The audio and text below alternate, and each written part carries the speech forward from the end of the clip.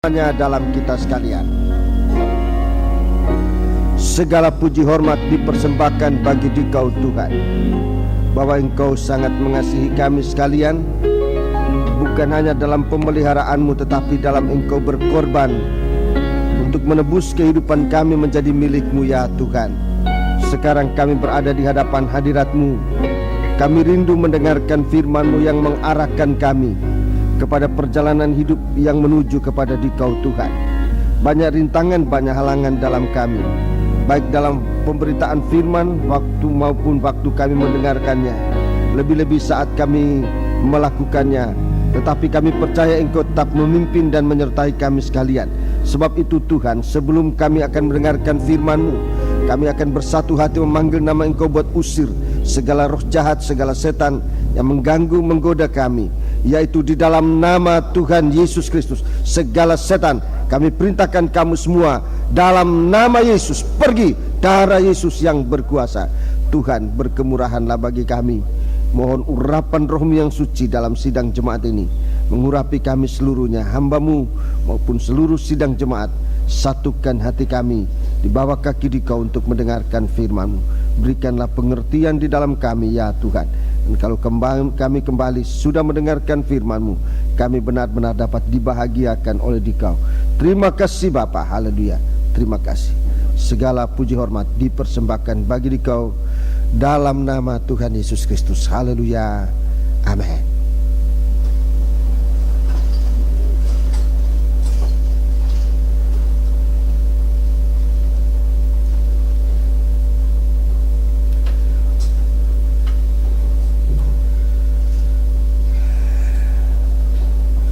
Sidang jemaat yang dikasihi Tuhan, terlebih dahulu saya ingin menyampaikan selamat pagi dan selamat bertemu kembali di dalam nama Tuhan Yesus Kristus. Oleh kemurahan Tuhan, pagi hari ini kita dapat berkumpul kembali di tempat ini.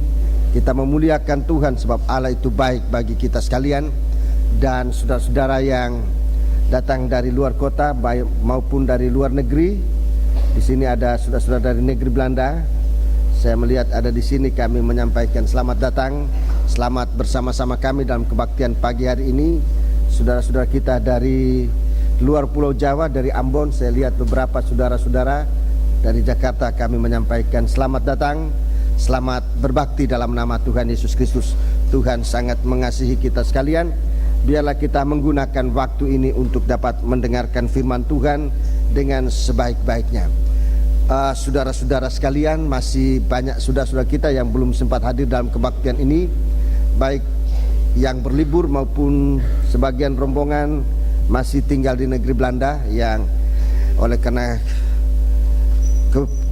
kepentingan dan maupun sesuatu hal masih belum sempat pulang. Dan sebagaimana tadi dalam kesaksian sempat disinggung-singgung tentang kunjungan Om Toteis ke Indonesia, khususnya ke kota Surabaya, di jemaat ini akan berlaku pada tanggal 29 yang akan datang, berangkat dari negeri Belanda dan akan tiba di sini tanggal 30 hari Sabtu yang akan datang. Kita berdoa untuk ini supaya Tuhan memberikan kekuatan dan kesehatan buat kedua orang tua Bapak dan Ibu Toteis yang sungguh-sungguh mengalami suatu kekuatan kesehatan tubuh untuk bisa menempuh perjalanan yang sangat jauh. Perjalanan begitu melelahkan, dan sebagaimana yang kami alami kemarin, perjalanan ini sangat melelahkan. Sekalipun kami sudah mendapat banyak fasilitas-fasilitas untuk memudahkan segala pengurusan, namun manusia sangat terbatas kemampuan dan kekuatannya, baik dalam bekerja maupun dalam mengalami tantangan-tantangan, menguras banyak tenaga. Tapi oleh kemurahan Tuhan, pada pagi hari ini sebagian rombongan yang kemarin tiba ada di sini, dan saya lihat sebagian besar belum bisa hadir dalam kebaktian pagi hari ini.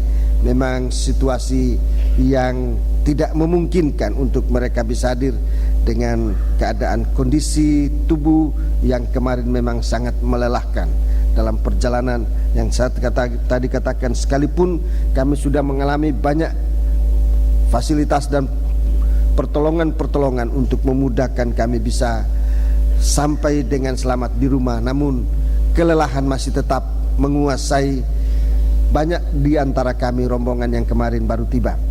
Mungkin pada sore hari atau pada minggu yang akan datang kita akan berkumpul lebih lengkap, dan juga para imam-imam yang ada untuk lebih menggiatkan diri untuk bisa melayani Tuhan, sebab waktu kita sudah sangat singkat.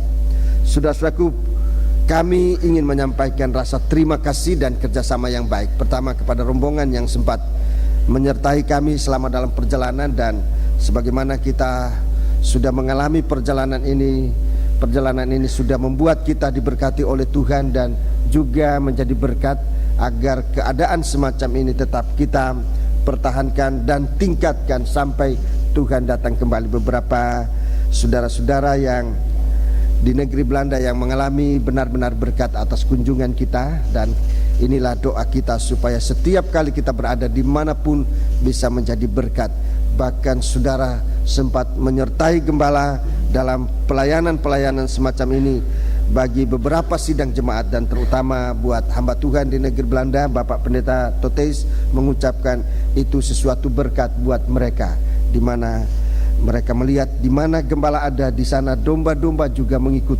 Saya ini bukan gembala agung. Gembala agung adalah Tuhan Yesus Kristus. Tuhan, di mana Tuhan ada, di sana pun kita harusnya berada. Di mana kita berada, Tuhan tetap berada menyertai kita sekalian. Itu sebabnya kesempatan-kesempatan semacam itu harus kita gunakan.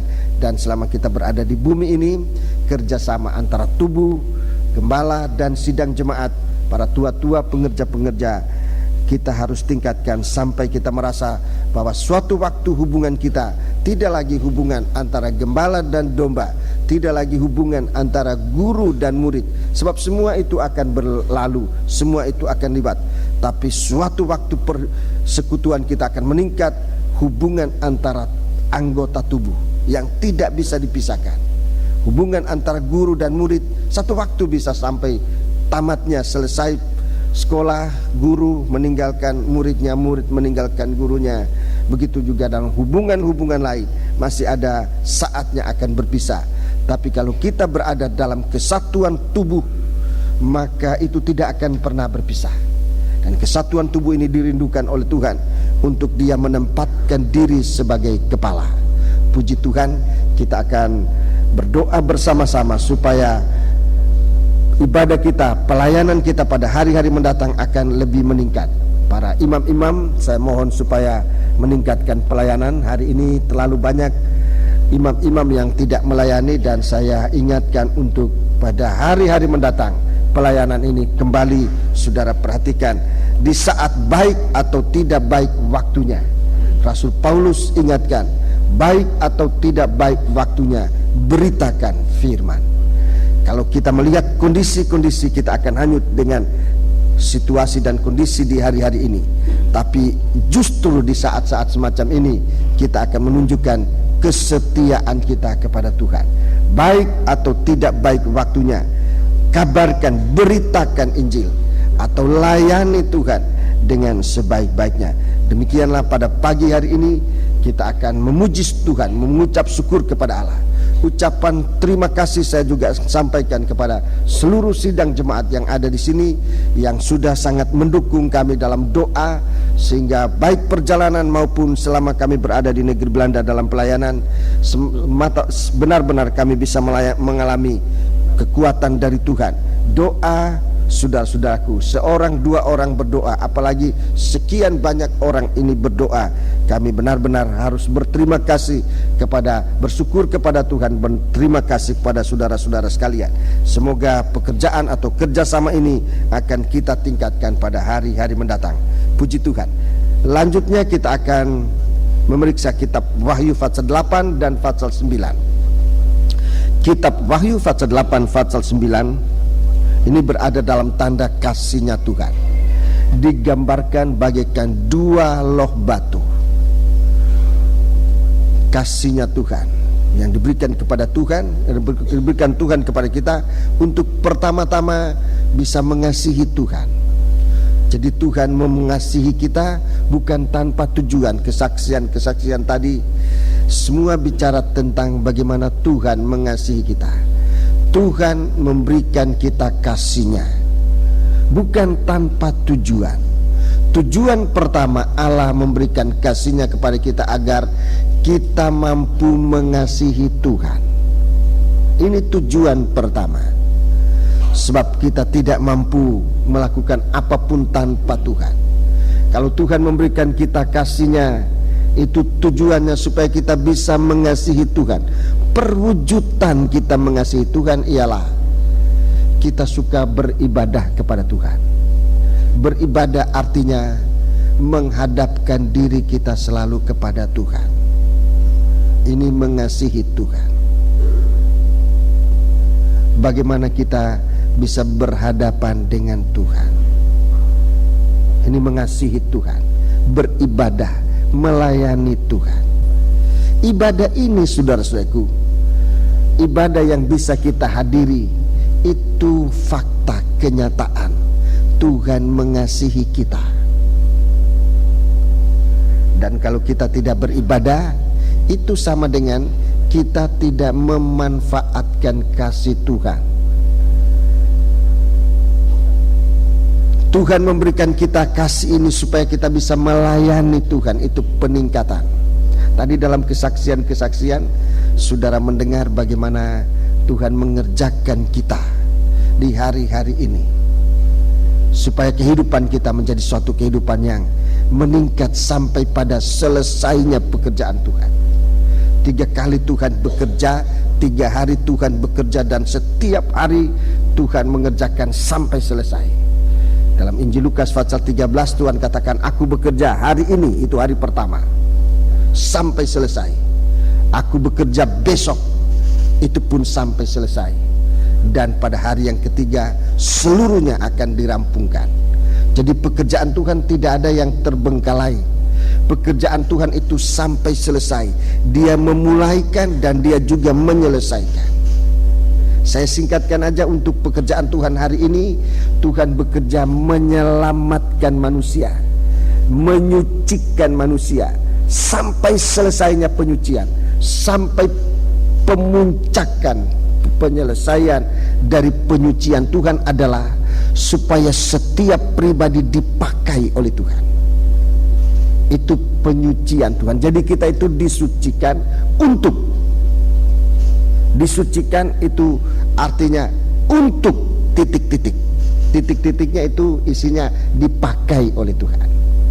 Jadi penyucian, kalau tidak melayani Tuhan, buat apa penyucian itu? Jadi penyucian itu meningkat sampai kita melayani Tuhan. Seperti seekor keledai yang pertama ditebus oleh Tuhan. Keledai itu harusnya dipatahkan lehernya, tapi dia ditebus oleh anak domba.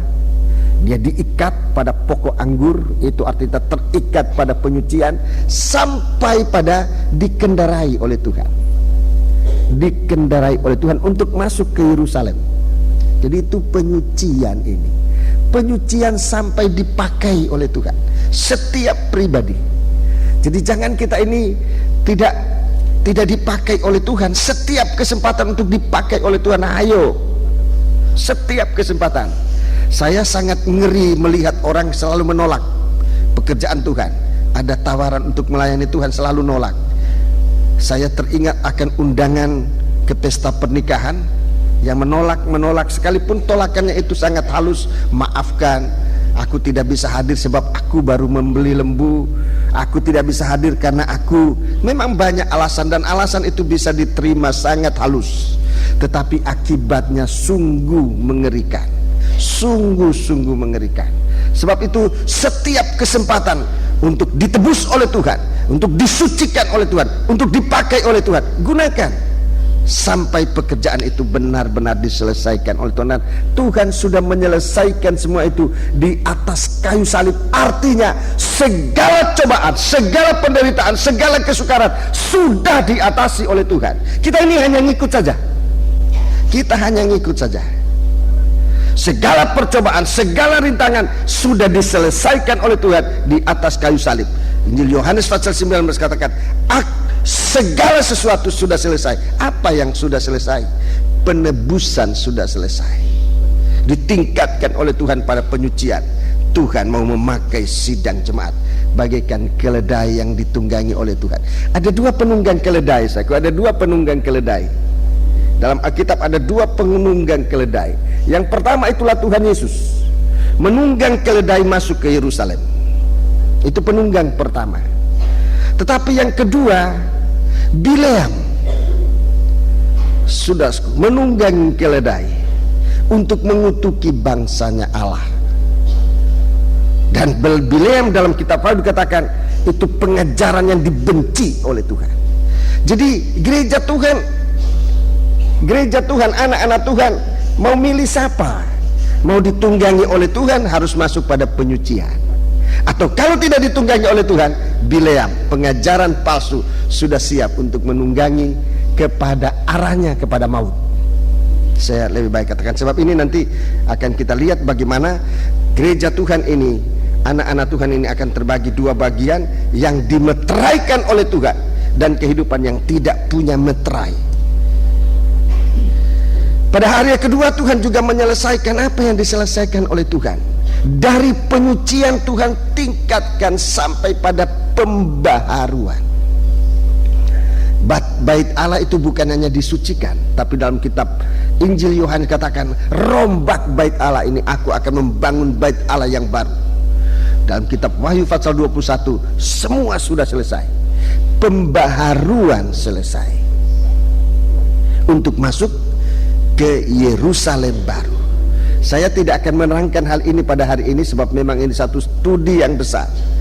Dan kepada hamba-hamba Tuhan di negeri Belanda, mereka menerima ini dan mereka akan melanjutkan dalam sidang jemaat. Mereka sangat berterima kasih buat penyampaian firman Tuhan, dan sungguh-sungguh kita sangat bahagia, baik mereka maupun kami yang mengunjungi negeri Belanda, sama-sama diberkati oleh Tuhan. Itu sebabnya gunakan kasih Allah untuk mengasihi Tuhan, itu nomor satu. Jadi Tuhan memberikan kita kasihnya nomor satu, supaya bisa mengasihi Allah. Buktinya kita berbakti, kita juga melayani Tuhan. Itu orang mengasihi Allah, melakukan firman Allah, itu mengasihi Tuhan. Yang kedua, Tuhan memberikan kasihnya supaya kita mampu mengasihi sesama. Mengasihi sesama ini berat sekali. Mengasihi sesama ini sampai sejauh bisa mengasihi musuh, sampai bisa mengasihi musuh. Itu kasih yang Tuhan tunjukkan kepada kita. Bagaimana Tuhan mengasihi manusia sampai ia mengasihi orang yang menyeterui dia, orang yang memusuhi dia. Jadi kalau cuma senyum, jangan marah dulu. Kalau musuhnya senyum, jangan langsung marah. Disikut pun tadi sudah senyum, itu lebih bagus. Memang demikian. Saya ingat waktu kami masuk dalam pendidikan menjadi hamba Tuhan, guru kami banyak mengajar dalam hal-hal semacam ini. Kalau orang suka tersinggung, memang sengaja disinggung sampai dia terlepas dari keadaan tersinggung itu, tidak gampang tersinggung lagi. Begitu dilatih. Apa-apa menjadi kekurangan kami, itu yang selalu saudaraku diizinkan untuk dialami. Maksudnya supaya kami terlepas. Jadi kalau saudara tadi suka gampang terserandung, memang Tuhan akan ajar sedemikian rupa sampai menjadi terlepas dari kesandungan itu, dan di sana merasakan kebahagiaan. Selama masih suka tersandung, tidak ada kebahagiaan. Jadi sampai terlepas pada suatu kekurangan. Demikian. Jadi saudaraku, mengasihi sampai mengasihi seteru, dimulai dari mengasihi orang yang paling dekat kita, yaitu istri kita. Kalau kita belum bisa mengasihi istri, masih terlalu jauh. Ini yang paling dekat, suami istri.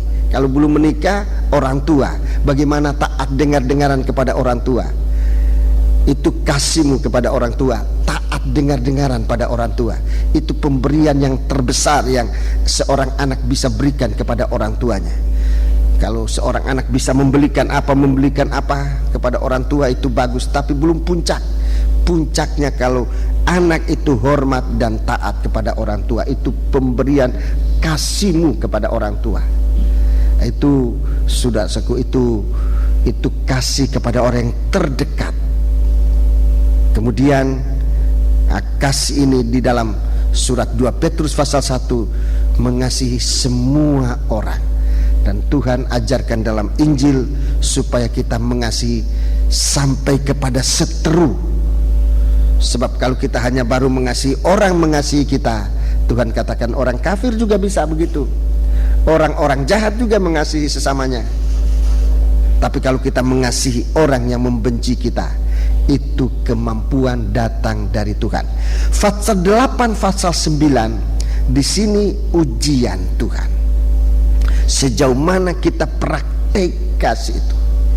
Pasal 8 dan pasal 9 ini bicara tentang kasih Allah. Sejauh mana kita mengasihi Tuhan, beribadah kepadanya, sejauh mana kita mengasihi sesama. Dalam pasal 8 pasal 9, akibat kalau kita tidak mengasihi Tuhan, tidak mengasihi sesama, ada akibatnya, dan itu diperhitungkan oleh Tuhan. Pasal 8 pasal 9, tiupan sangkakala untuk menghakimi, untuk menghukum dunia yang menolak kasih Allah ini di dalam firman-Nya. Mari kita membaca pagi hari ini pasal 9. Pasal 8 kita sementara tinggalkan dulu, sudah kita akan masuk pada pasal 9. Kita membaca ayat pertama, beberapa ayat berikutnya sampai dengan ayat yang ke-6. Lalu malaikat yang kelima meniup sangkakalanya, dan aku melihat sebuah bintang yang jatuh dari langit ke atas bumi, dan kepadanya diberikan anak kunci lubang jurang maut. Ya, bintang ini adalah setan itu sendiri, saudaraku ya. Ini bintang yang jatuh dari langit. Dalam Yesaya pasal 14, saudara catat saja Yesaya pasal 14, di sana tentang bintang kejora yang jatuh. Ini setan yang tidak memanfaatkan kasih Allah. Kejatuhan kita bukan hanya jatuh berzina, membunuh, itu memang kejatuhan, tetapi dimulai dari kita tidak mengasihi Allah, kita sudah berada dalam ancaman kejatuhan yang dasar. Kejatuhan dari sidang jemaat Efesus yang dinyatakan dalam Wahyu pasal 2 adalah karena kehilangan kasih. Mari terus 2. Maka dibukanyalah pintu lubang jurang maut itu. Lalu naiklah asap dari lubang itu bagaikan asap tanur besar, dan matahari dan angkasa menjadi gelap oleh asap lubang itu.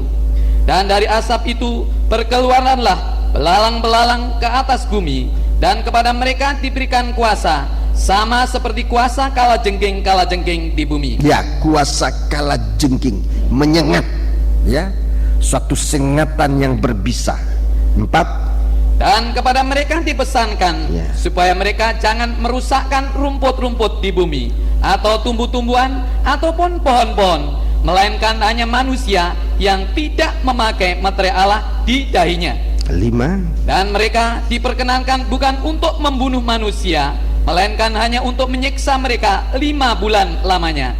Dan siksaan itu seperti siksaan kalajengking apabila ia menyengat manusia. Dan pada masa itu orang-orang akan mencari maut, tetapi mereka tidak akan menemukannya. Dan mereka akan ingin mati, tetapi maut lari dari mereka. Ya, 5 bulan lamanya atau sama dengan 150 hari.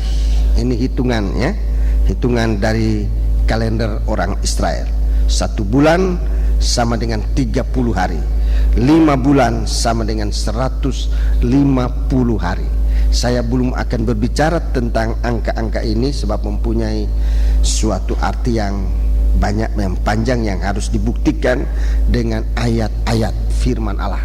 Tapi kita akan memeriksa di sini bagaimana maut yang keluar dari jurang maut merupakan suatu asap yang gelap dan disertai dengan belalang-belalang ke bumi untuk merusakkan bumi ini. Dan dikatakan jangan merusakkan rumput-rumput di bumi ada, atau tumbuh-tumbuhan atau pohon-pohon, melainkan hanya manusia yang tidak memakai meterai Allah di dahinya. Dalam pasal 7, pada pasal 7 Allah memeteraikan umatnya. Allah memeteraikan umatnya. Suatu kejadian yang sangat besar saat Tuhan memeteraikan umat Allah. Dan di sini orang-orang dalam pasal 9 ini, orang-orang yang tidak dimeteraikan ini, saudara-saudaraku, menerima suatu siksaan selama 5 bulan lamanya, atau 150 hari. Dalam kesempatan berikut, jika Tuhan izinkan, saya akan masuk dalam masalah ini. Tapi lebih dahulu tentang meterai Allah. Meterai Allah ini yang akan saya sampaikan pada kesempatan pagi hari ini. Saat kita menerima meterai Allah, apakah sekarang kita sudah memiliki meterai Allah atau tidak? Itu jangan diukur dengan perasaan manusia. Oh, saya sudah memiliki meterai Allah. Bukan itu ukurannya. Atau seseorang yang mengukur kita, bukan itu ukurannya. Kita akan melihat meterai Allah ini dan sejauh mana kita sudah menerima meterai itu. Sebab dengan mata jasmani kita tidak melihat meterai itu bagaikan bekas tato ditaruh di dahi. Oh, ini sudah dimeteraikan, tidak kelihatan. Meterai Allah ini diterima oleh setiap pribadi, dan Allah melihat meterai itu. Dan setiap manusia yang dimeteraikan oleh Tuhan itu tidak dapat disengat oleh kalajengking ini. Oleh kalajengking ini, saudara. Lebih dahulu saya tunjukkan tentang kalajengking ini, sebab kalajengking ini juga bukan binatang biasa yang bisa kita lihat. Kalajengking yang ditemukan di semak-semak atau di tempat-tempat di mana ini kalajengking ini selalu banyak kali berada di tempat-tempat yang tersembunyi, yang kotor-kotor. Di situ tempat kalajengking. Sebab itu kita perlu disucikan oleh Tuhan supaya kita berada di tempat suci, jauh dari kalajengking ini yang mempunyai sengat. Dan di sini ialah sengat itu sengat maut. Sengat maut. Tubuh ini tidak mati tetapi disengat. Begitu siksanya manusia, begitu sengsaranya manusia ini. Dalam 1 Korintus pasal 15, di sana kita melihat sengat maut itu apa? Itu kalajengking. 1 Korintus pasal 15, kita membaca ayat yang ke-55 dan 56. Hai maut, di manakah kemenanganmu? Hai maut, di manakah kemenanganmu? Hai maut, di manakah sengatmu? Di manakah sengatmu? Ini kalajengking. Hai maut, di manakah sengatmu? Sengat maut ialah dosa, dan kuasa dosa ialah hukum Taurat. Iya. Mari kita perhatikan ini, saudaraku. Ini sengat maut itulah dosa. Sengat maut itulah dosa. Ibadah kita yang kita kerjakan, saudara-saudaraku, ibadah yang digerakkan oleh kasih Allah. Saya ulangi ini, saya sudah mulai bicara tadi. Tuhan memberikan kita kasihnya supaya kasih itu mendorong kita untuk beribadah kepada Allah. Dengan demikian maut itu tidak berkuasa atas kita. Kalau kita berada dalam ibadah yang dikerjakan oleh kasih Allah, maut ini, sengat maut tidak masuk dalam kehidupan kita.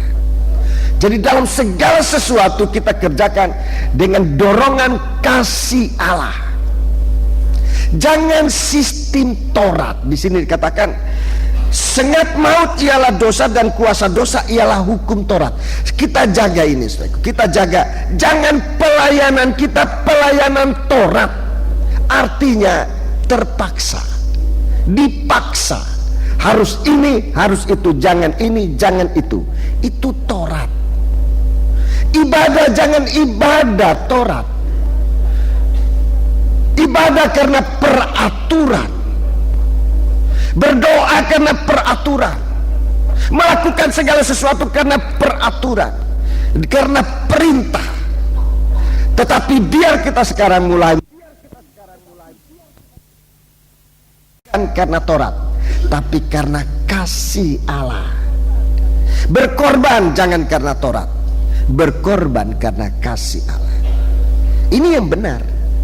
Jadi yang sangat celaka bagi kita sekarang ini adalah di mana kita pikir kita sudah beribadah, kita sudah lepas dari sengat ini.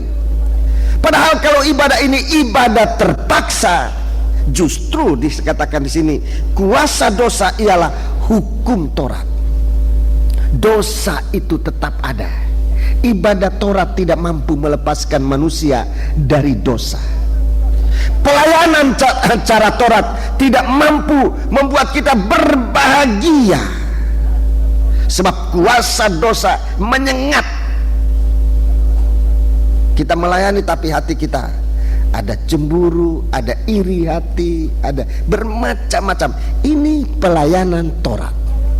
Kalau dalam pelayanan kita ada sungut-sungutan, kalau dalam pelayanan kita ada berbantah-bantah, dalam Filipi 2 itu ditegaskan kembali oleh Rasul Paulus. Kalau pelayanan semacam itu, saudara-saudaraku, mengerjakan pekerjaan dengan ada rasa iri hati, bersungut-sungut dan berbantah-bantah, itu pelayanan Taurat. Itu pelayanan Taurat, menimbulkan sengat dosa. Dosa itu hidup di dalam kita. Sementara kita melayani, sementara dosa menyengat kita. Sebab itu di sini dikatakan jangan kita biarkan hidup kita ini sempat disengat oleh kalajengking ini, oleh dosa. Dalam pelayanan kita jangan pelayanan Taurat. Memang dalam pelayanan semacam ini biasanya kelihatan orang itu suci, tetapi pelayanan di dalamnya yang Tuhan lihat kepada bangsa Israel, khususnya kepada golongan Farisi dan ahli Taurat, adalah kemunafikan. Ibadah Taurat banyak ditandai dengan kemunafikan, munafik. Sebabnya dalam Filipi 2 Rasul Paulus katakan supaya kamu mengerjakan keselamatanmu, mengerjakan tugas keselamatan itu. Jangan pada waktu aku hadir saja, tapi terutama di saat aku tidak hadir. Filipi 2 ayat 12, lebih baik dibaca ini, lebih baik kita membaca Filipi 2, sebab ini suatu macam ibadah Taurat yang membuat manusia, anak-anak Tuhan, banyak kali tertipu di dalamnya. Dia pikir dia sudah beribadah, dia sudah suci, tapi ibadahmu ibadah macam apa? Ibadah yang digerakkan oleh kasih, atau ibadah karena Taurat, karena peraturan, karena terpaksa dan sebagainya. Tolong baca. Hai saudara-saudaraku yang kekasih, ya. Kamu senantiasa taat, ya. Karena itu tetaplah kerjakan keselamatanmu dengan takut dan gentar, bukan saja seperti waktu aku masih hadir, bukan hanya waktu aku masih hadir, tetapi terlebih pada sekarang waktu aku tidak hadir. Itu ujian waktu aku tidak hadir, kata Rasul Paulus. Ya, kalau aku hadir kamu taat, ya karena aku hadir. Tapi kalau aku tidak hadir bagaimana? Apa masih tetap taat? Itu ujian, tes, suatu ujian bagi kita, ketaatan kita. Di saat gembala ada, di saat gembala tidak ada, bagaimana kita setia? Itu ujian. Kerjakan keselamatan dengan takut dan gentar. Jangan sampai kalajengking ini sempat menggigit. Sebab ibadah kita, ibadah yang tidak didorong oleh kasih. Saya berusaha untuk tidak membuat diri saya sebagai sentral dari sidang jemaat. Kristus adalah sentral. Supaya kita semua punya ibadah yang dikerjakan oleh kasih Allah. Pelayanan dikerjakan oleh kasih Allah di dalam kita sekalian. Dan sesudah itu kita nanti mampu mengasihi sesama manusia sampai kepada seteru. Dan itu nanti akan membuat pelita kita bersinar, bercahaya. Dalam 2 Petrus pasal 1, dengan ibadah semacam itu, pelita kita bercahaya untuk bisa mengenal, melihat, mengenal Yesus secara tepat dan berhasil. Puji Tuhan. Jadi ini saya bicara sedikit tentang sengat itu. Itulah dosa. Bukan dosa biasa saja, tetapi dosa ini, dosa karena tidak percaya. Di negeri Belanda kami mendengar firman tentang dosa karena tidak percaya ini. Dosa karena tidak mengasihi Tuhan. Dan ini banyak kali kita tidak merasakan suatu dosa, tapi Alkitab mengatakan itulah dosa. Manusia sudah berada di dalam hukuman oleh karena tidak percaya. Mari, sekarang yang akan saya bicarakan adalah manusia yang tidak bermeterai. Manusia yang tidak bermeterai. Saya membaca Alkitab dan dalam Alkitab saya menemukan 3 kali Tuhan memberikan meterai kepada manusia. 3 kali Tuhan memberikan tanda kepada manusia. 3 kali. Dan setiap kali ini kita ikuti, apakah kita sudah bermeterai atau tidak. Di saat manusia berdosa, ya, di saat manusia berdosa, Tuhan menyampaikan meterai kepada manusia. Hanya sedikit orang yang menerima, hanya sedikit orang. Kita mulai meterai pertama, zaman Nuh, itu meterai pertama. Kita membaca di dalam kitab Kejadian. Saya tunjukkan ayat-ayatnya pada pagi hari ini. Rasanya tidak akan sempat saya menjelaskan secara terinci, tapi saya akan sampaikan lebih dahulu secara garis besar keadaan manusia zaman Nuh. Kejadian pasal 6, Kejadian pasal 6 ayat yang kelima. Ketika dilihat Tuhan bahwa kejahatan manusia besar di bumi. Ya, kejahatan manusia, dosa ini, sengatan maut ini begitu besar. Kala jengking sudah besar di bumi. Terus, dan bahwa segala kecenderungan hatinya, segala kecenderungan hati nuraninya. Hati di sini hati nurani. Kecenderungan hati nurani manusia ini. Belum berbuat, baru kecenderungan hati manusia. Terus selalu membuahkan kejahatan semata-mata. Selalu membuahkan kejahatan semata-mata. Jadi dari hati yang cenderung jahat ini, saudaraku, dibuahi menjadi perbuatan dosa. Perbuatan dosa kalau dibuahi akan melahirkan maut. Itu dalam surat Yakobus. Ini sengat, saudara-saudara. Mulai dari kecenderungan hati manusia ini. Kecenderungan hati nurani manusia ini hanya untuk membuahkan kejahatan semata-mata. Jadi Tuhan melihat manusia ini sampai ke dalam hatinya. Itu sebabnya Tuhan, saudara-saudaraku, mau melihat pelayanan kita dari hati yang diisi oleh Tuhan dengan kasih-Nya, bukan hati yang diisi dengan paksaan, dengan kebiasaan, tapi hati yang diisi dengan kasih Allah. Dalam Kejadian pasal 9, kitab Kejadian pasal 9, di sini kita lihat manusia yang tadinya harus dihukum oleh Allah, masih saja ada yang mendapat meterai. Di dalam, kita baca dulu dalam Kejadian pasal 6 tadi. Dalam Kejadian pasal 6 kita lanjutkan ayat 6, 7 dan 8. Maka menyesallah Tuhan bahwa Ia telah menjadikan manusia di bumi, dan hal itu memilukan hatinya. 7. Berfirmanlah Tuhan, Aku akan menghapuskan manusia yang telah kuciptakan itu dari muka bumi, baik manusia maupun hewan, dan binatang-binatang melata, dan burung-burung di udara, sebab aku menyesal bahwa aku telah menjadikan mereka. Ya, jadi manusia ini akan dibinasakan, akan disengat oleh kala jengking. Ini zaman Nuh. Ayat 8, Tetapi Nuh mendapat kasih karunia di mata Tuhan. Ya, ini meterai pertama, kasih karunia Allah. Ini meterai Allah, kasih karunia Tuhan. Ini meterai.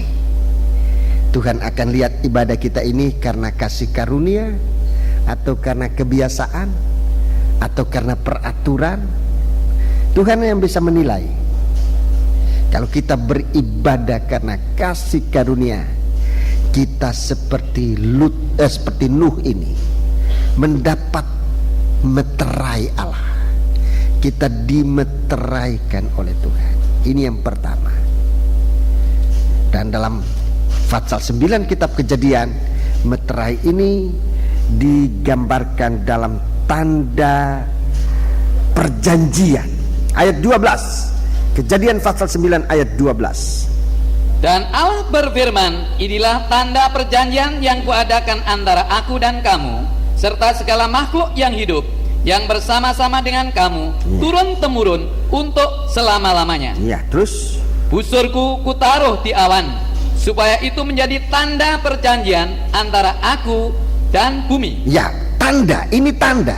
Tuhan memberikan meterai tanda ini, tanda perjanjian. Perjanjian itu dimeteraikan oleh Allah, bahwa Allah tidak akan membinasakan manusia lagi. Terus Apabila kemudian kudatangkan awan di atas bumi, dan busur itu tampak di awan, maka aku akan mengingat perjanjianku yang telah ada antara aku dan kamu, serta segala makhluk yang hidup, segala yang bernyawa, sehingga segenap air tidak lagi menjadi air bah untuk memusnahkan segala yang hidup. Jika busur itu ada di awan, maka aku akan melihatnya, sehingga aku mengingat perjanjianku yang kekal antara Allah dan segala makhluk yang hidup, segala makhluk yang ada di bumi. Berfirmanlah Allah kepada Nuh, inilah tanda perjanjian yang kuadakan antara aku dan segala makhluk yang ada di bumi. ini tanda, ini meterai. Ini meterai yang pertama. Ini meterai yang pertama yang Tuhan berikan kepada manusia. Busurku.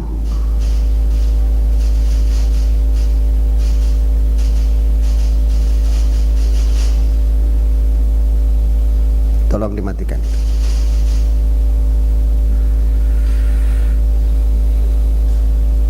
Busurku kutaruh. Busur itu tadi kita mendengar dimatikan aja.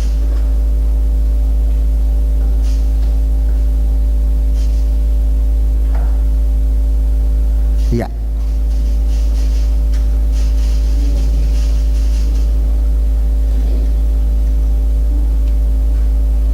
Tolong bagian soundnya. Ya, busurku itu kasih karunia Allah. Busurku itu kasih karunia Allah. Itu tanda perjanjian. Itu tanda perjanjian, dan setiap orang menerima kasih karunia ini diberi oleh Tuhan tanda. Kejadian di kitab Wahyu, kitab Kejadian ini, saudaraku, zaman Nuh ini diulangi dalam surat Petrus, 1 Petrus pasal 3. 1 Petrus pasal 3. Di sini Tuhan memberikan tanda, memberikan tanda kepada setiap hati yang tadinya cenderung untuk melakukan kejahatan, dibasuh oleh Tuhan untuk menjadi satu kehidupan yang tidak berbuat jahat lagi. 1 Petrus pasal yang ketiga. 1 Petrus pasal yang ketiga. Ini dalam perjanjian baru, saudara. Supaya kita melihat bahwa apa yang dalam perjanjian lama itu tidak begitu saja. Ayat yang ke-18. Sebab juga Kristus telah mati sekali untuk segala dosa kita. Sebab Kristus telah mati sekali untuk segala dosa kita. Ia yang benar untuk orang-orang yang tidak benar, Ya. supaya ia membawa kita kepada Allah. Ya, ia membawa kita kepada Allah. Terus? Ia yang telah dibunuh dalam keadaannya sebagai manusia, tetapi yang telah dibangkitkan menurut roh. Iya, dibunuh dan dibangkitkan menurut roh. Dan di dalam roh itu juga ia pergi memberitakan Injil kepada roh-roh yang di dalam penjara. Perhatikan roh apa itu? Yaitu kepada roh-roh mereka yang dahulu pada waktu Nuh tidak taat kepada Allah. Ya, ini roh tidak taat. Ini roh yang membuat, saudara-saudaraku, sengat maut itu ada dalam manusia. Roh manusia, roh tidak taat. Dalam perjanjian lama, kitab Kejadian tadi katakan manusia punya hati cenderung untuk berbuat jahat. Di sini lebih dijelaskan, roh tidak taat, roh tidak taat. Terus ketika Allah tetap menanti dengan sabar, Iya. waktu Nuh sedang mempersiapkan baterainya, Iya. di mana hanya sedikit, yaitu 8 orang yang diselamatkan oleh air bah itu. Juga kamu sekarang diselamatkan sampai oleh... di situ dulu ayat 20. Jadi sementara manusia durhaka ini, Tuhan ingin menaruh suatu meterai kepada orang. Di saat manusia tidak taat, Yesus sudah datang untuk mati. Dia dibangkitkan untuk menolong roh-roh yang tidak taat. Roh zaman Nuh itu, saudaraku, roh zaman Nuh itu sekarang ini masih merajalela. Roh zaman Nuh, roh tidak taat, ini sekarang merajalela di bumi sekarang ini. Roh itu masuk di dalam hati-hati manusia sekarang ini. Di hari-hari akhir ini manusia tidak mau taat kepada Allah. Roh itu bagaikan asap yang keluar dari lubang yang tidak terduga dalamnya itu roh itu merajalela di antara umat manusia sekarang ini. Disebut sekarang manusia dengan roh tidak taat, roh memberontak. Sudah lihat di mana-mana terjadi pemberontakan. Anak memberontak pada orang tuanya, dan itu nanti akan terjadi. Sudah sedang terjadi di hari-hari ini. Suatu pemberontakan. Itu roh tidak taat. Sama seperti zaman Nuh dulu. Roh itu sekarang masih ada. Roh-roh itu masih ada. Kalajengking itu sekarang masih ada, bahkan merajalela di dalam kehidupan manusia. Tua, muda, laki, perempuan, kaya, miskin, sama. Roh ini merajalela. Roh tidak taat. Itu roh zaman Nuh. Roh tidak taat. Sementara Tuhan memberikan kasih karunia-Nya. Dan di saat zaman Nuh hanya ada 8 orang yang menerima meterai. Hanya 8 orang yang menerima meterai. Nuh dengan istrinya, Sem dengan istrinya, Ham dengan istrinya, Yafet dengan istrinya. Semua ada 8 orang. Hanya itu yang taat. Hanya itu yang bebas dari penghukuman zaman Nuh. Mereka menerima meterai Allah.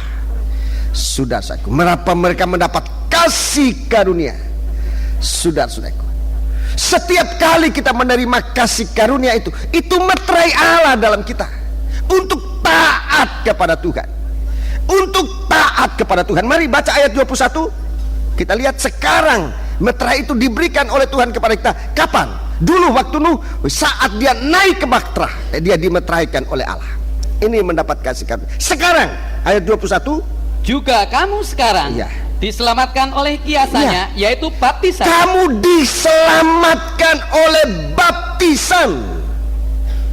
Terus maksudnya bukan untuk membersihkan kenajisan jasmani, melainkan untuk memohonkan hati nurani yang baik kepada Allah. Untuk memohonkan hati nurani yang baik kepada Allah. Hati nurani yang taat. Hati nurani yang tidak lagi cenderung untuk melakukan segala kejahatan.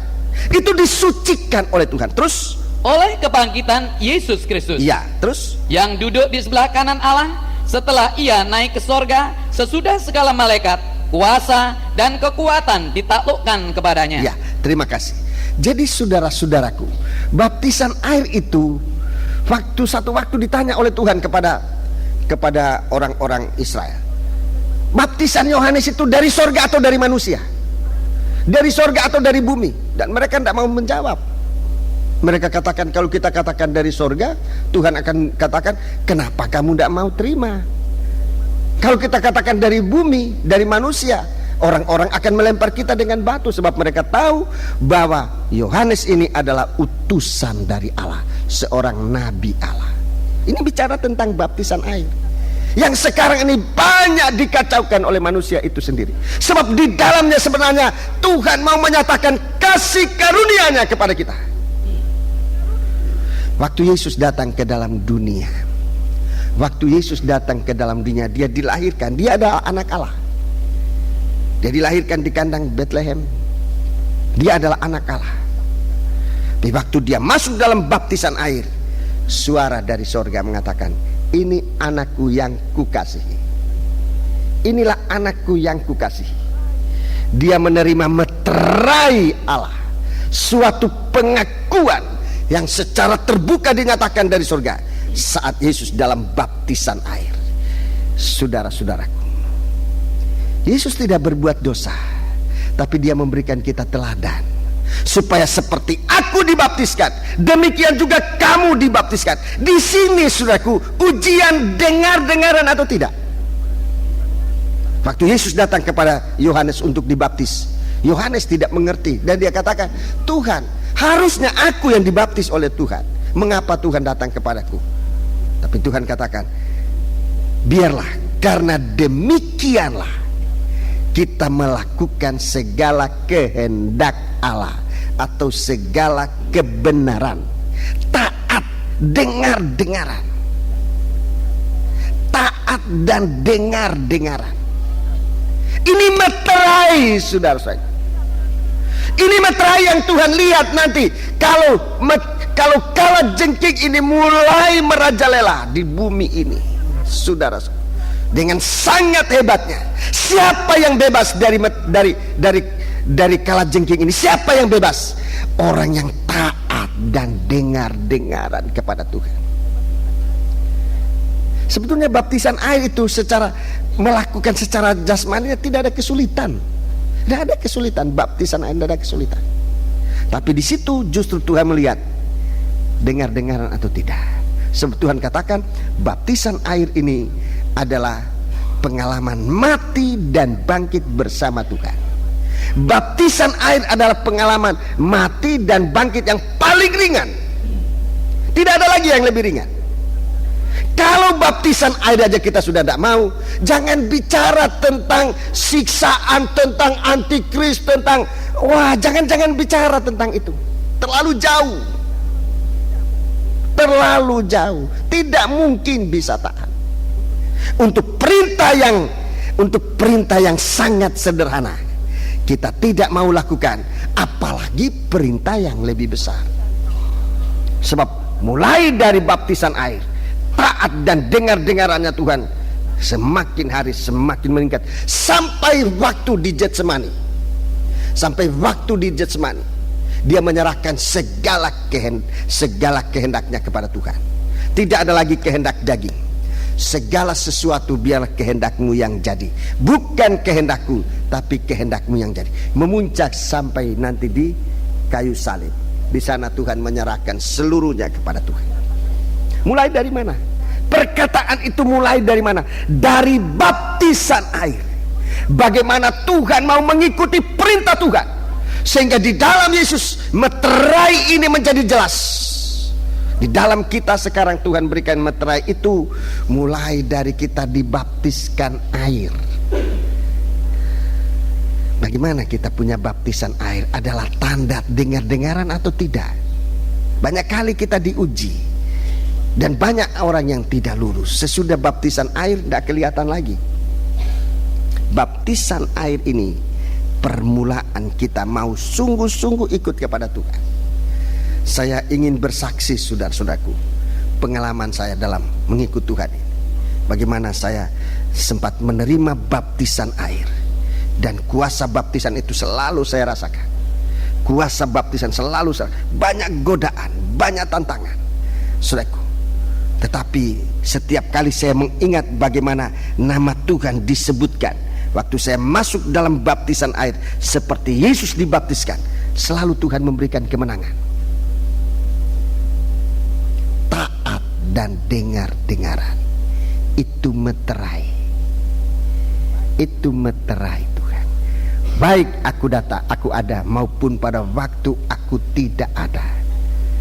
Bagaimana kita taat, bagaimana kita mengerjakan pekerjaan Allah dengan takut dan gentar. Ini karena kasih Allah. Kalau Tuhan datang, Tuhan lihat ini. Kalau penghukuman akan datang, kalau mendung itu datang, setiap kali mendung datang, tapi ada meterai ini, ada kasih karunia Allah, ada tanda dengar-dengaran dalam setiap kehidupan anak-anak Tuhan. Tuhan mengingat akan janjinya kepada manusia bahwa aku tidak akan memusnahkan manusia lagi dengan air bah ini. Setiap ada percobaan, setiap ada awan mendung atas kehidupan kita, meterai Allah itu bekerja. Oh saudaraku, saya ingin menjelaskan, tapi tidak ada perkataan yang bisa saya gunakan untuk menjelaskan ini. Tapi biar Roh Kudus akan menjelaskan dalam hati saudara, bagaimana Roh Allah, bagaimana kasih karunia ini dinyatakan oleh Tuhan di saat mendung menutupi kehidupan kita.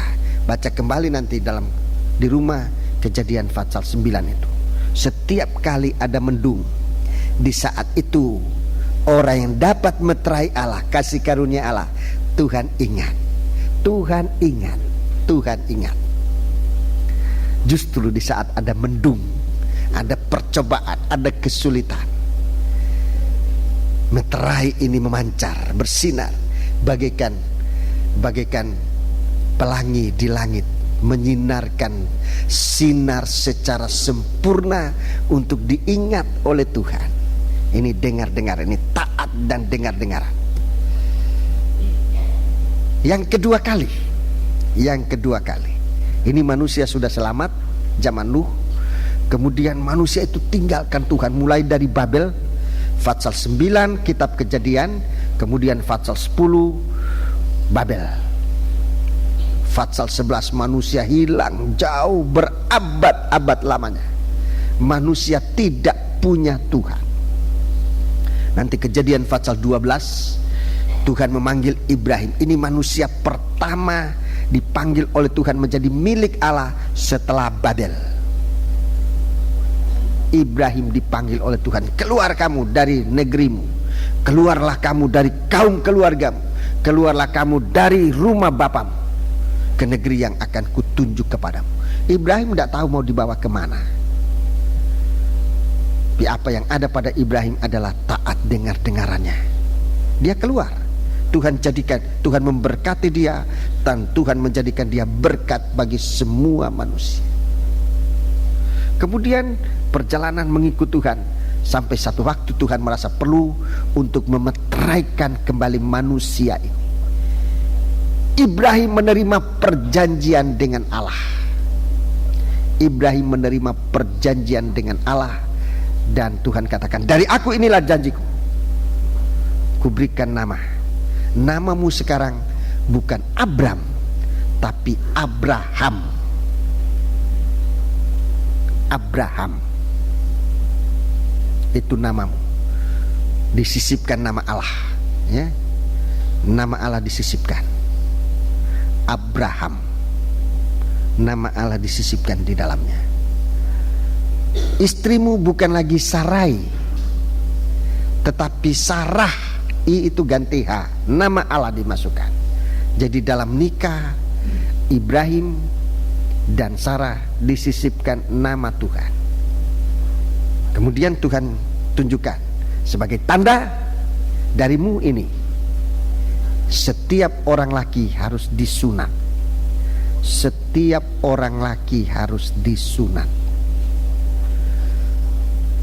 yaitu orang yang lahir dari dalam rumahmu maupun orang yang kamu beli, itu harus disunat. Sebab setiap orang yang tidak disunat, aku akan menghapuskan namanya. Ini meterai Allah, sunat. Meterai Allah yang kedua adalah sunat. Orang Israel disunat.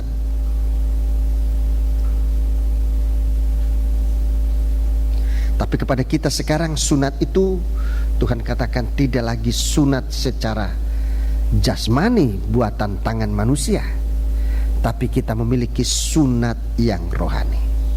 Yang saya cerita tadi, saudara baca ayatnya dalam kitab Kejadian. Catat saja, belum ada kesempatan untuk pagi hari ini untuk kita membaca secara keseluruhan. Kitab Kejadian pasal yang ke-17. Saudara catat dan baca di rumah. Kitab Kejadian pasal yang ke-17 ya. Tuhan mengadakan perjanjian, ini perjanjian sunat. Perjanjian Allah dengan Ibrahim. Perjanjian sunat ya. Perjanjian Allah dengan Nuh, tanda dari pelangi kasih karunia. Sekarang sunat. Kita akan membaca buat kita sekarang artinya dari sunat ini dalam Kolose pasal yang kedua.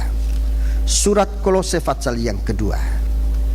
Surat Kolose pasal yang kedua. Jadi kita melihat bagaimana Tuhan memberikan meterai ini pada manusia.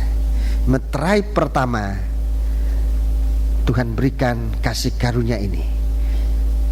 Nyatakan dalam sikap kita ikuti perintah Tuhan, mulai dari baptisan air.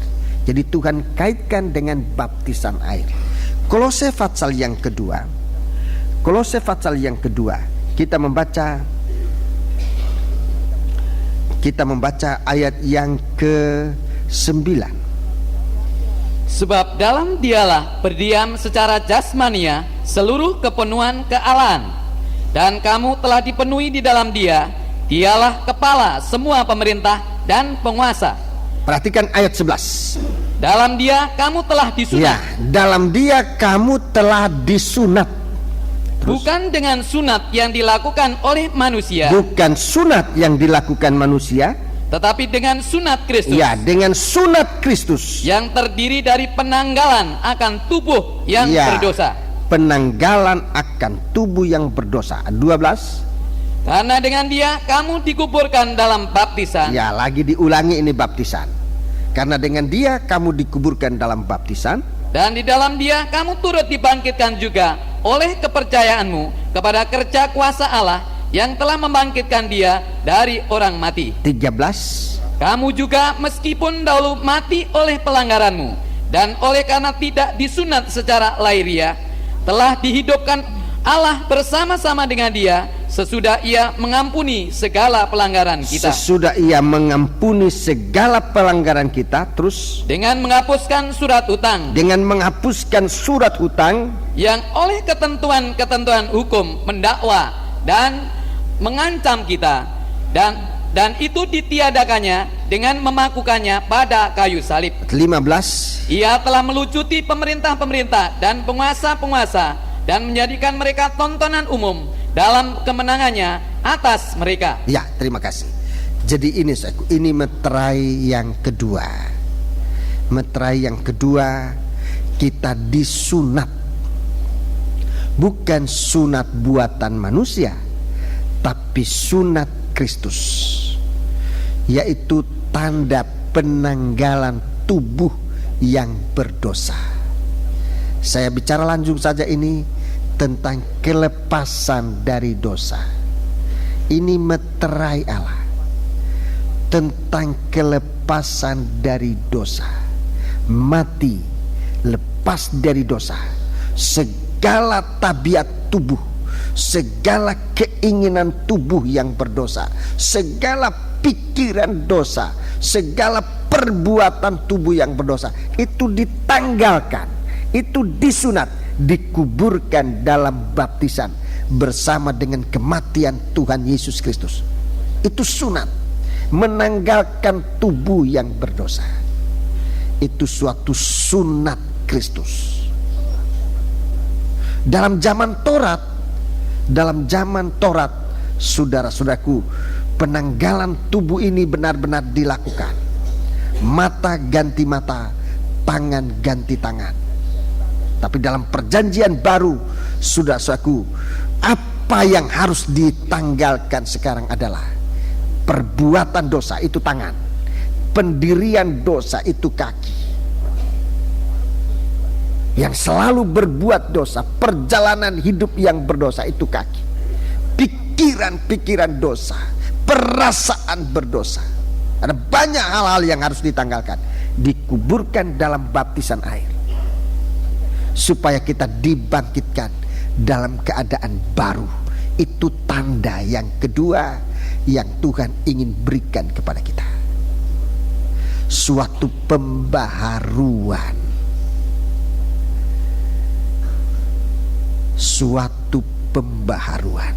Kalau kita berada dalam pembaharuan ini, kita benar-benar berada pada suatu keadaan perhentian yang menyenangkan. Sebab kita tidak diganggu lagi. Pikiran kita tidak diganggu lagi oleh dosa. Perbuatan kita tidak lagi diseret oleh dosa. Pendirian kita begitu juga. Kita disunat. Dalam Kolose pasal 2 ayat 20 dikatakan, kamu mati bersama-sama dengan Kristus, bebas dari roh-roh dunia. Ini suatu penanggalan tubuh. Mati bersama-sama dengan Kristus. Ini suatu sunat yang sangat kuat. Pasal 3 ayat 1, kamu dibangkitkan. Jadi sunat ini tanda kematian bersama Kristus. Kedua, bangkit bersama Kristus. Dalam pasal 3 itu ayat 1, karena itu kalau kamu dibangkitkan bersama dengan Kristus, carilah perkara yang di atas, di mana Kristus ada duduk di sebelah kanan Allah. Pikirkanlah perkara yang di atas, bukan yang di bumi. Itu sunat. Mati, bangkit. Dilanjutkan yang ketiga ayat 4. Apabila Kristus yang adalah hidup kita menyatakan diri kelak, kamu pun akan menyatakan diri bersama dengan Dia dalam kemuliaan. Ini meterai Allah. Yang kedua, tanda kematian bersama Yesus, bangkit bersama Yesus, nanti untuk mulia bersama Yesus. Ini dikaitkan juga dengan baptisan air. Jadi begitu pentingnya baptisan air dalam gereja Tuhan, dan itulah perkara-perkara yang sangat diremehkan oleh gereja di hari-hari ini. Dengan membuat banyak macam baptisan air yang membingungkan, sampai orang-orang, saudara-saudaraku, cenderung untuk tidak perlu baptisan air. Dan ini sangat berbahaya. Dan siapa yang mengatakan ini? Justru dari para pimpinan-pimpinan gereja. Sangat menyedihkan di hari-hari ini. Ada banyak hamba-hamba Tuhan, pendeta-pendeta yang dibaptiskan, tapi juga sayangnya kok tidak mengajarkan kepada sidang jemaat tentang baptisan air menurut Alkitab. Banyak pendeta-pendeta yang dibaptis. Yang ketiga, meterai yang ketiga. Jadi meterai pertama kasih karunia seperti yang diterima oleh Nuh. Yang kedua baptisan tanda sunat. Sekarang kita lihat sunat itu kematian, kebangkitan, dan kemuliaan bersama Yesus. Kalau Tuhan lihat di dalam kita ada tanda ini, ada meterai Allah ini dalam kita, itu bebas. Bebas dari sengatan kala jengking. Manusia yang tidak punya meterai ini akan disengat. Yang ketiga, Musa, zaman Musa itu zaman Israel. Musa menerima janji Allah. Waktu ia naik ke atas gunung, ia menerima 10 penyuruhan, dan dia melihat surga. Untuk gambaran surga itu dibangun di bumi ini sebuah rumah Allah yang dikenal dengan nama Bait Allah atau tabernakel. Jadi tabernakel itu artinya rumah Allah. Kalau di Indonesia sekarang sudah diistilahkan gereja. Gereja itu rumah Allah, Bait Allah, tabernakel. Ya. Bait El itu rumah Allah, Betel itu rumah Allah. Ini istilah-istilah tentang rumah Allah. Jadi membangun rumah Allah. Selesai membangun rumah Allah, Tuhan berikan suatu janji kepada Musa. Dalam kitab Keluaran pasal ke-31, kitab Keluaran pasal 31, ini janji yang diberikan oleh Tuhan kepada Musa. Jadi 3 orang ini yang menerima meterai Allah itu untuk disalurkan. Kitab Keluaran pasal 31 ayat 12 sampai dengan ayat 17 kita baca secara keseluruhan. Sudah baca kembali di rumah. Berfirmanlah Tuhan kepada Musa, Ya. katakanlah kepada orang Israel demikian, akan tetapi hari-hari Sabatku harus kamu pelihara, sebab itulah peringatan antara aku dan kamu. Itu suatu peringatan, itu suatu tanda.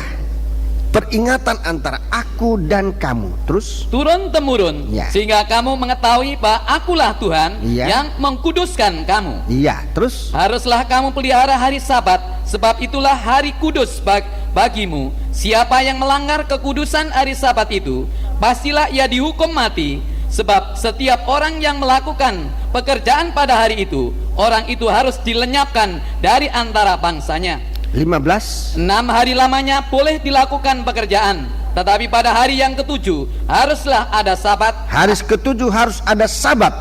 hari perhentian penuh, hari kudus bagi Tuhan. Setiap orang yang melakukan pekerjaan pada hari Sabat, pastilah ia dihukum mati. Maka haruslah orang Israel memelihara hari Sabat dengan merayakan Sabat turun-temurun menjadi perjanjian Ya, kekal di sini katakan menjadi perjanjian kekal. antara aku dan orang Israel. Maka inilah suatu peringatan Ya. untuk selama-lamanya. Sebab 6 hari lamanya Tuhan menjadikan langit dan bumi, dan pada hari yang ke-7 ia berhenti bekerja untuk beristirahat. Ya, hari yang ke-7 itulah Sabat. Perhentian. Perhentian. Sudah kita lihat di sini merupakan Sabat yang Tuhan berikan kepada kita di zaman perjanjian baru. Tanda berhenti, bukan berhenti dari pekerjaan, tetapi bekerja di dalam perhentian. Zaman perjanjian lama, hari Sabat itu berhenti, tidak bekerja pada hari Sabat. Tapi dalam perjanjian baru, Tuhan mengajarkan kita bagaimana kita bekerja di dalam suasana perhentian. Perhentian ini dikerjakan oleh Roh Kudus. Roh Kudus itu mengerjakan perhentian di dalam kita. Itu sebabnya sebelum kita bekerja, lebih dahulu Tuhan mengundang kita, mari kepadaku, hei kamu yang berlelah dan bertanggungan berat, aku akan memberikan perhentian. Sebelum bekerja ada perhentian. Zaman Israel bekerja dulu baru perhentian. Zaman perjanjian baru perhentian dulu baru bekerja. Itu dalam Injil Matius pasal 11 mulai ayat 28. Ada perhentian dulu. Ada perhentian dulu di dalam Roh El Kudus, di dalam Tuhan, merendahkan diri menjadi lemah lembut. Ini tanda. Ini tanda yang diberikan oleh Tuhan kepada setiap pekerja-pekerja Allah. Ada tanda janji dengan Allah, menerima janji dengan Allah, menerima perhentian. Kita baca ini di dalam Matius pasal 11. Matius pasal 11. Tanda perhentian itu apa? Mari kita membaca Matius pasal 11, Injil Matius pasal yang ke-11. Kita membaca ayat yang ke-29, ayat 28 sampai dengan 30. Kita baca ayat 29. Pikulah yang kupasang dan belajarlah padaku, karena aku lemah lembut dan rendah hati, dan jiwamu akan mendapat ketenangan. Ya, ini tanda perhentian. Ini tanda perhentian. Lemah lembut dan rendah hati. Ini tanda meterai Allah bagi setiap petugas-petugasnya, bagi setiap umatnya yang melayani Tuhan, lemah lembut dan rendah hati. Ini tanda. Tuhan berikan juga dalam Injil Matius pasal yang ke-24 tanda itu. Jikalau kamu melihat carang-carang pokok ara mulai melembut, ini tanda. Ini tanda datangnya Kristus Yesus dalam kehidupan kita sekali. Jadi ini suatu meterai Allah dalam kita. Kita tidak harus tetap dalam keadaan yang mati, dalam keadaan yang begitu kaku. Kita tidak harus dalam keadaan kaku, tapi dalam keadaan lemah lembut dan rendah hati. Ini pengajaran yang Tuhan berikan sampai hari ini. Lemah lembut dan rendah hati. Baru Tuhan izinkan kita memikul pekerjaan Allah. Baru Tuhan izinkan. Baru ada kemampuan untuk kita melakukan pekerjaan Allah. Sehingga kita tidak nanti akan melakukan pekerjaan Allah dengan kekuatan kita. Justru di saat kita tidak mempunyai kekuatan apa-apa, di saat kita merasa tidak mampu berbuat apa-apa, saat itu sebenarnya kesempatan bagi kita untuk merendahkan diri kita kepada Tuhan. Dan di saat itu baru kita akan menerima tugas dari Tuhan. Coba kita membaca ayat 30. Sebab kuk yang kupasang itu enak. Kuk yang kupasang itu enak. Jadi lebih dahulu Tuhan mengajar kita sampai kepada sabat ini, supaya waktu kita menerima kuk itu tidak ada sungutan. Kuk itu sebetulnya berat. Kuk itu sebetulnya tidak enak. Salib itu sebetulnya tidak enak. Melayani pekerjaan Tuhan itu banyak penderitaan, sebenarnya tidak enak. Tapi kalau kita lebih dahulu diajar oleh Tuhan, belajar kepada Dia tentang lemah lembut dan rendah hati, baru kita akan merasakan nanti kuk itu enak. Bagaimana kita difitnah, bagaimana kita dicerca, bagaimana kita dibikin apa saja, tanpa kerendahan hati dan lemah lembut, tidak mungkin ada terjadi suatu berkat dalam kehidupan kita. Lebih dahulu belajar lemah lembut dan rendah hati, baru kita merasakan kuk yang dipasang oleh Tuhan enak. Terus dan bebanku pun ringan. Beban itu ringan. Bebanku ringan.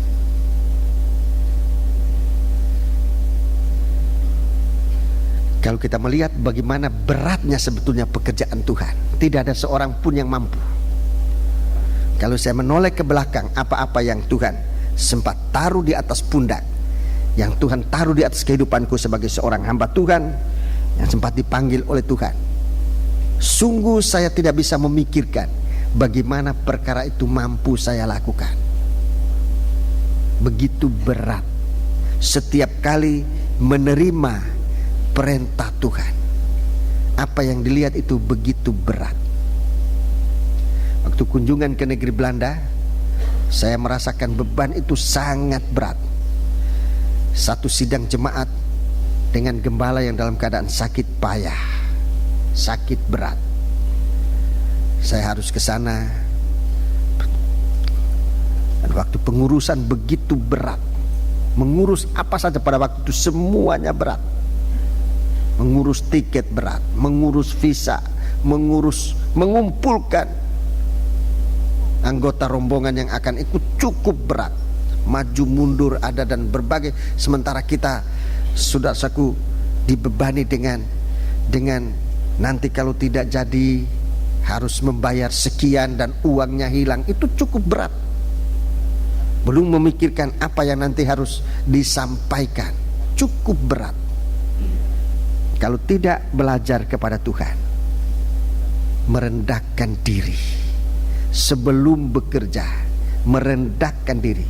Pekerjaan itu terlalu berat. Pekerjaan itu tidak enak.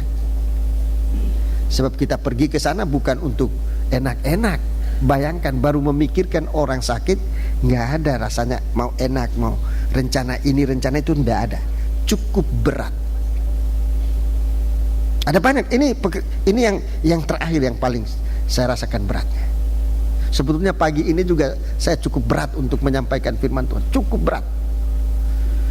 Selesai perjalanan jauh, hampir 20 jam atau lebih dari 20 jam perjalanan. Tidak tidur di jalan, kecapean, semalam-malaman juga gelisah. Pagi hari ini sebetulnya cukup berat, tapi berkat Tuhan lewat doa saudara-saudaraku, merindukan firman. Saya menyediakan diri untuk memikul beban ini, tapi sebelumnya saya berada di bawah kaki Tuhan. Untuk apa? Untuk merendahkan diri. Tuhan taruh kuk itu, Tuhan taruh beban itu, saya justru merasa senang. Seandainya hari ini saya tidak menyampaikan firman Tuhan, betapa lebih gelisah hati saya. Tapi Tuhan berikan kesempatan untuk baik berbakti maupun melayani Tuhan, dan semua membuahkan suatu kesukaan. Karena beban, karena kuk yang kupasang itu enak, dan bebanku pun ringan. Ini bukan kekuatan manusia. Sebelum bekerja, bagaimana perhentian lebih dahulu. Ini nasihat buat kita sekalian, para imam-imam sebelum melayani Tuhan, para tua-tua pengerja-pengerja sebelum melayani Tuhan. Hasil itu ditentukan oleh bagaimana kita berhenti di bawah kaki Tuhan. Itu menentukan, bukan hasil sibuknya ini dan itu, bukan. Tapi hasil bagaimana hati kita taruh di bawah kaki Tuhan untuk mengalami perhentian. Sesudah perhentian kita bekerja. Untuk ini saudaraku, kita bisa gunakan dalam rumah tangga, dalam pekerjaan, dimanapun sudah kita hidup di bumi ini, agar meterai Allah ini, meterai perhentian ini, tanda ini dimeteraikan oleh Tuhan dalam kita. Kerendahan hati, kelembutan itu merupakan tanda yang bisa dilihat oleh Tuhan. Ini manusia baru yang tidak bisa dijamah oleh setan. Ini tanda. Manusia yang bermeterai ini tidak bisa digigit oleh kalajengking itu. Kalau Tuhan lihat ada kasih karunia, ada taat dengar-dengarannya. Kalau Tuhan lihat dalam kehidupan itu ada kelepasan dari dosa. Kalau Tuhan lihat dalam kehidupan itu ada kerendahan hati. Ini suatu tanda meterai Allah dalam manusia. Manusia semacam ini tidak bisa dijamah, tidak bisa dijamah oleh setan, tidak bisa digigit oleh kalajengking. Sementara yang lain itu akan menderita selama 5 bulan, 150 hari. 150 hari itu pemusnahan. 150 hari itu sebenarnya masa pemusnahan zaman Nuh.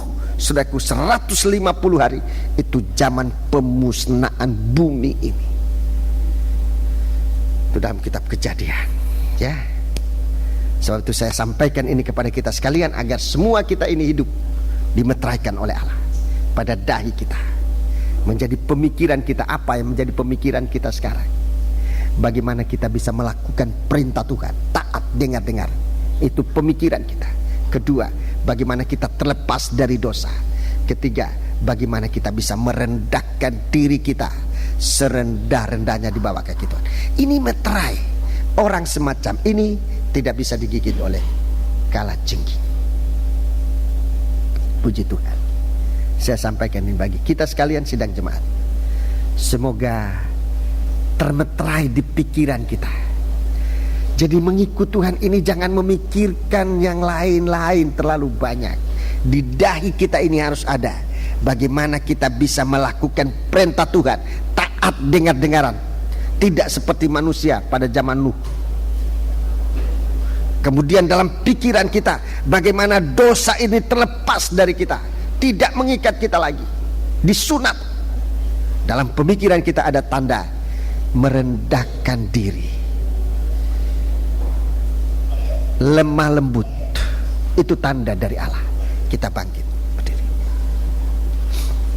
Kita berdiri di hadapan Tuhan. Berikan dirimu dimeteraikan oleh Allah. Saya masih akan terangkan ini dalam Bible Study. Semoga Tuhan berikan kita kesempatan untuk mendengarkan. Masih banyak hal-hal yang harus saya terangkan dalam Bible Study menyangkut meterai ini. Kita bangkit berdiri di hadapan Tuhan. Setiap pribadi tundukkan kepala. Jangan lihat si A dan si B, sebab yang penting sekarang apakah meterai itu ada. Taat dengar-dengaran. Nomor 1. Bagaimana perintah Tuhan dalam kita? Setiap kita taat kepada Tuhan, Tuhan mengerjakan kita, dan janji Allah kepada orang taat mengembalikan manusia dari kejatuhan sampai menjadi bintang-bintang di langit. Jadi tidak seperti Lucifer, dari bintang menjadi dicampakkan ke dalam lubang, tapi kita justru sebaliknya. Kalau kita taat dengar-dengaran kepada Tuhan, Tuhan janjikan kita kedudukan menjadi bintang-bintang yang bersinar bercahaya. Haleluya. Bagaimana kita menjadi umat Allah dalam penyucian, melepaskan diri dari segala dosa, sunat, menanggalkan segala tabiat, segala keadaan tubuh yang berdosa. Itu meterai Allah. Tuhan akan lihat itu. Tuhan mau lihat itu. Yang ketiga, bagaimana kehidupan ini merendah oleh kuasa Roh Kudus. Tundukkan kepala. Apakah tanda itu kelihatan dalam dirimu? Pada pikiranmu, hanya saudara yang tahu, orang lain nggak tahu. Hanya saudara dengan Tuhan yang tahu. Apakah tanda itu ada atau tidak? Saya percaya semua pribadi pada pagi hari ini merindukan meterai itu. Seperti zaman Nuh, Tuhan memberikan meterai itu, tanda. Ibrahim, Tuhan memberikan tanda itu dengan meterai sunat, janji-janji Allah. Haleluya.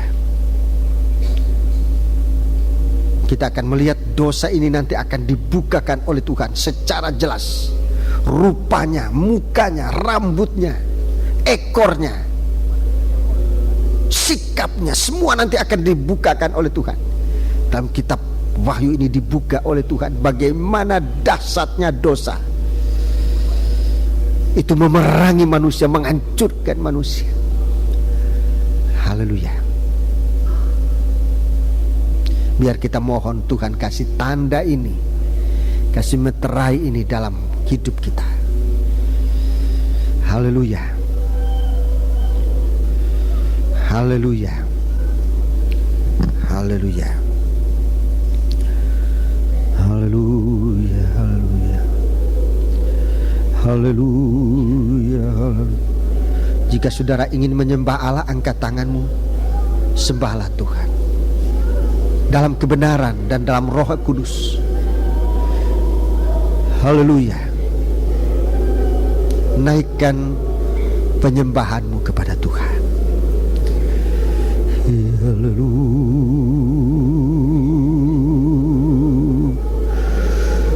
Haleluya.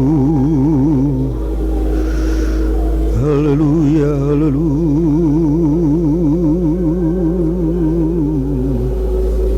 Meteraikan kami Tuhan. Haleluya. Menjadi manusia-manusia milik-Mu Tuhan. Haleluya. Seperti Engkau memberikan meterai pada Nuh dan anak-anaknya, seperti Engkau memberikan meterai kepada Ibrahim, Engkau memberikan meterai kepada Musa, janji yang tidak akan hilang. Engkau memberikan kami sidang jemaat-Mu janji kasih-Mu Tuhan. Haleluya.